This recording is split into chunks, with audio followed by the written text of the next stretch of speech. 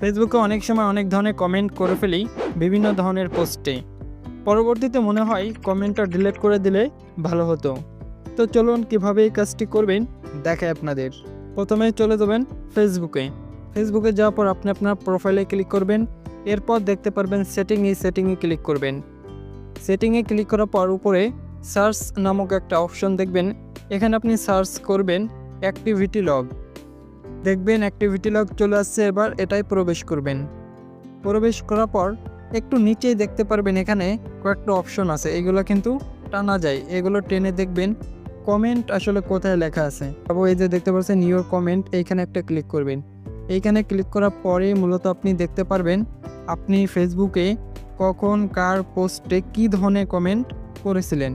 এখান থেকে আপনি যে কমেন্টটা মন চাই সেই কমেন্টটা দেখতে পারেন, ডিলিট করতে পারেন, আবার এডিটিংও করতে পারেন। ঠিক আছে, তো যে ডিলিট করতে মন চাই এই 3 বাটনে ক্লিক করে নিচে যে ডিলিট নামক অপশন এখানে চাপ দিলে ডিলিট হয়ে যাবে। ঠিক আছে, সো এরকম দারুণ সব ভিডিও পেতে অবশ্যই চ্যানেলটি সাবস্ক্রাইব করে রাখুন।